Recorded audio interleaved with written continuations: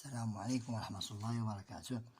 Cette séance est consacrée à la leçon de la géométrie, le parallélisme et la perpendicularité, construction géométrique. Notre manuel d'aujourd'hui, c'est le temps des maths, la classe de la 6e année de l'enseignement primaire. Maintenant, à notre leçon de la géométrie.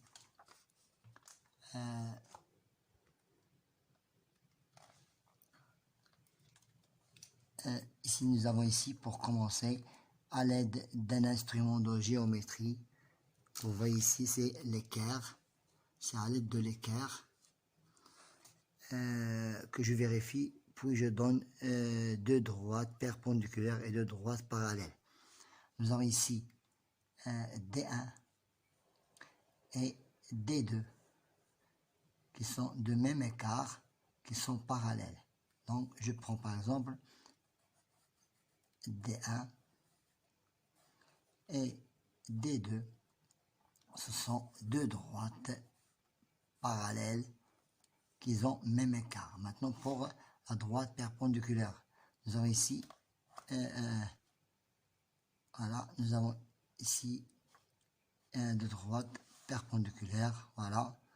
Je dois les vérifier à l'aide de l'équerre, c'est D3, c'est D3 et D5. C'est D3 et D5. Maintenant, pour la question numéro 2, je suis les étapes pour tracer une perpendicularité et une parallèle. Donc, je prends une feuille non quadrillée et je trace une droite. C'est la question numéro 2. Je trace une droite et je l'appelle par exemple droite D, et à l'aide de l'équerre, je pose la base de l'équerre sur la droite et la perpendicularité de l'équerre est verticale, donc je dois tracer la droite qui est perpendiculaire et je continue à l'aide de l'équerre la continuité de la droite, et voilà, elle se coupe en un angle droit. Ça, c'est par exemple D1. Maintenant, et une parallèle à une droite passant par un point. Maintenant, je dois tracer maintenant la droite parallèle. Toujours, je trace une droite. Je commence toujours par tracer une droite. Je l'appelle toujours par exemple D, et à l'aide de l'équerre et de la droite, et à l'aide de l'équerre et de la droite, je dois tracer une autre droite qui est parallèle.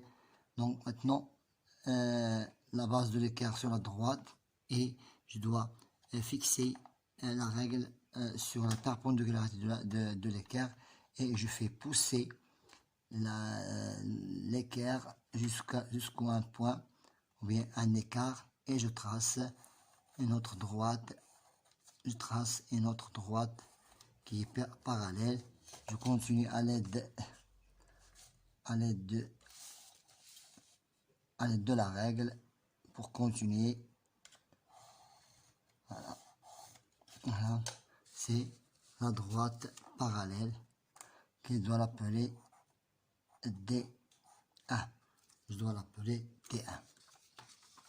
Maintenant, pour la question numéro 2, j'applique.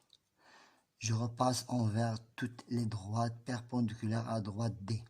Voilà la droite D à l'aide de l'équerre et à l'aide d'un crayon de couleur, ou bien de couleur vert, toutes les droites qui sont perpendiculaires. J'essaie, voilà, un autre droite. Donc voilà, elle est perpendiculaire. Je repasse en vert. Je laisse un autre, je cherche un autre. Donc voilà, le deuxième droite est de ce côté-là. Donc je dois le repasser en vert. Mais pour les autres, elle n'est pas encore arrivée, donc je ne peux pas tracer. Bon, ici, ce n'est pas une droite perpendiculaire et l'autre n'est pas une droite perpendiculaire. Regardez, il y a un petit écart ici.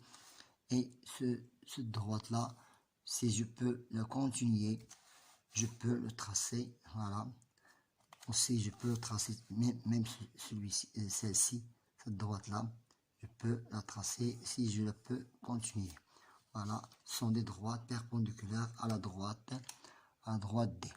Je trace la droite T perpendiculaire à D, passant par B.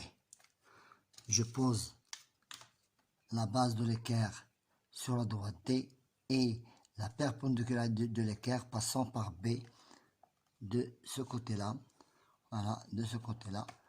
Et je trace une droite passant par B perpendiculaire à la droite D qui s'appelle T.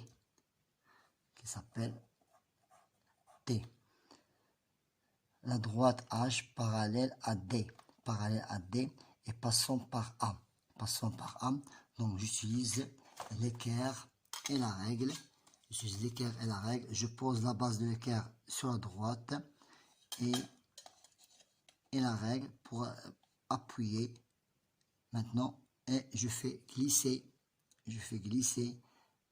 l'équerre. Jusqu'au point. Je fais glisser l'équerre jusqu'au point A. Voilà. Et je trace la droite. Maintenant, je fais continuer de tracer la droite. Voilà. Qui passe par ce point. On l'appelle H. S'appelle la droite H. Et passons par A. Maintenant, puis la droite F parallèle à T. Attention, parallèle à T. Elle est de cette façon-là. Elle est parallèle à T, passant par C. Voilà. Je n'ai qu'à tracer à l'aide de l'équerre. Voilà. À l'aide de l'équerre, je repasse la perpendicularité à droite T, à droite D pour qu'il soit parallèle à T. Et je repasse à l'aide de la règle, la suite de la droite qui s'appelle la droite F. Voilà, on a terminé la page 14. Maintenant pour la page 15. Je suis le programme de la construction suivante. Je prends une feuille non quadrillée et je suis là les démarches ou bien le programme. Je trace deux droites. Perpendiculaires. Je trace deux droites perpendiculaires, D1 et D2. Premièrement, numéro 1, page 15. Je trace une droite qui s'appelle D1. Et à l'aide de l'équerre, je trace une autre droite qui est perpendiculaire à D. Voilà. Et je continue à l'aide de la règle pour continuer de tracer la droite D2 qui s'appelle D2. Je trace une droite D3 parallèle à D1. Puisqu'il est parallèle, voilà, je peux utiliser la règle et l'équerre, toujours la règle et l'équerre, et je fais glisser seulement l'équerre jusqu'à un point ou bien un écart, et je trace la perpendicularité par rapport à la droite D1. Donc D3 est parallèle à D1. Que peut-on dire de D2? Que peut-on dire de D2 et D3? D2, regardez, D2 et D3 sont perpendiculaires. Sont perpendiculaires. Ces droites sont perpendiculaires. Maintenant, que peut-on dire de droite D2? Maintenant, que peut-on dire de droite D2 et D4? D2 et D4. Cherchons D2. Voilà D2.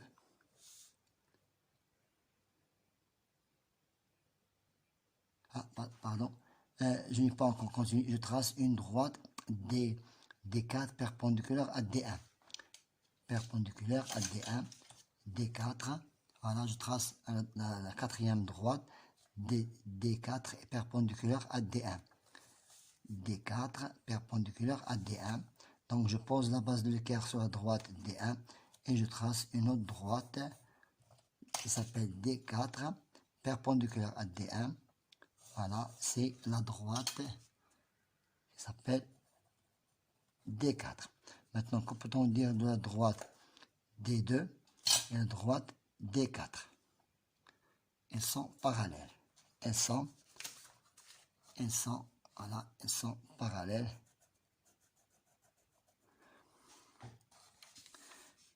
Maintenant, pour la question 3, je suis le programme de construction suivante. Je prends une autre feuille. Je trace la question suivante. Voilà. Je suis le programme de construction. Je trace un triangle ABC. Je trace un triangle ABC seulement au hasard. Je peux tracer un triangle ABC. Voilà, un triangle ABC. ABC. Je trace un triangle ABC. Je trace à droite D1 passant par le point B et perpendiculaire à AC. Voilà AC. Voilà droite AC. Voilà la droite AC. Et je trace la droite D1 passant par le point B et perpendiculaire. Donc, je n'ai qu'à poser l'équerre sur la base. Je pose l'équerre sur la droite AC et la perpendicularité de l'équerre passant par B. Voilà. Je continue. Voilà. Et je trace la droite qui s'appelle droite D1. Droite D1. Maintenant, c'est en H. Je dois appeler ceci. Le point d'intersection perpendiculaire s'appelle H. Maintenant, je trace la droite D2 passant par C et perpendiculaire à D1. Et perpendiculaire à D1. Passant par C. Je trace la droite D2 passant par C et parallèle à D1. Et parallèle à D1. Parallèle à D1.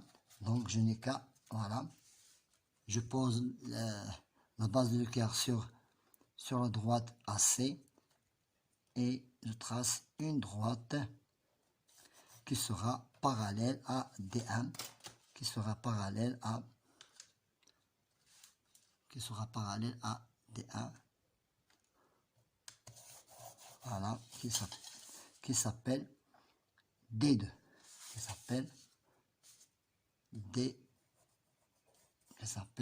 D2. Maintenant, je trace la droite passant par le point B et perpendiculaire à D2. Et perpendiculaire à D2, voilà, et sera perpendiculaire à D2, voilà, passant par B et perpendiculaire à D2, voilà. Je continue de tracer à droite qui s'appelle, je dois l'appeler, je trace à droite passant par le point B perpendiculaire à D2 en D majuscule, voilà. quelle est la nature du quadrilatère BDH? Quelle est la nature de du quadrilatère BDCH? BDCH, c'est un rectangle. C'est un rectangle. Donc, BDCH est un rectangle.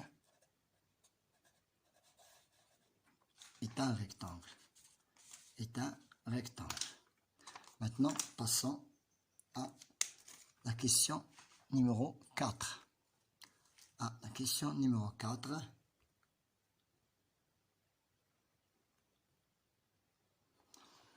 Je vérifie par des constructions et je complète par le symbole correct.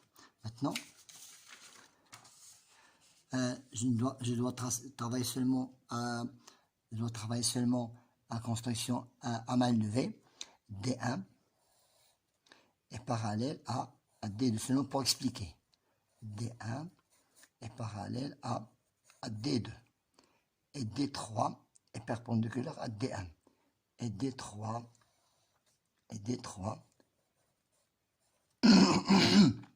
perpendiculaire à D1. Maintenant, alors D3, comment il est par rapport à D2? D3, elle est perpendiculaire aussi à D2. Maintenant, si D1 est parallèle à D2, si D1 est parallèle à D2 et D3 parallèle perpendiculaire à D1. Alors D3, D2. D3 et D2 sont perpendiculaires. Maintenant,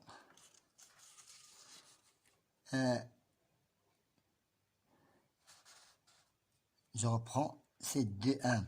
C'est D1 est parallèle à D2. C'est D1 est parallèle à D2 seulement à main levée. Et D3 est perpendiculaire à D1. Alors D3 est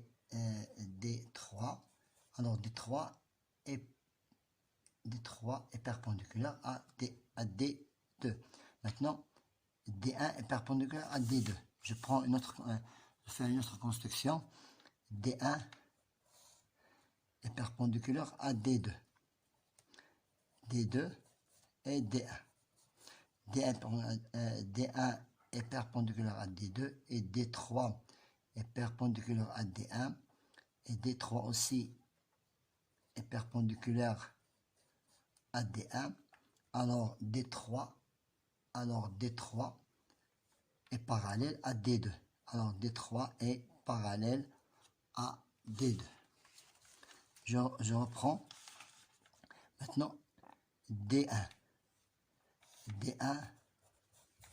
est perpendiculaire à D2. Et D3 est parallèle à D1. Et D3 est parallèle à D1. Alors D3 et D2.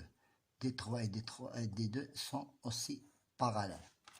Voilà, on a terminé notre séance d'aujourd'hui qui était très intéressante, qui concerne le parallélisme et la perpendicularité. Bon courage.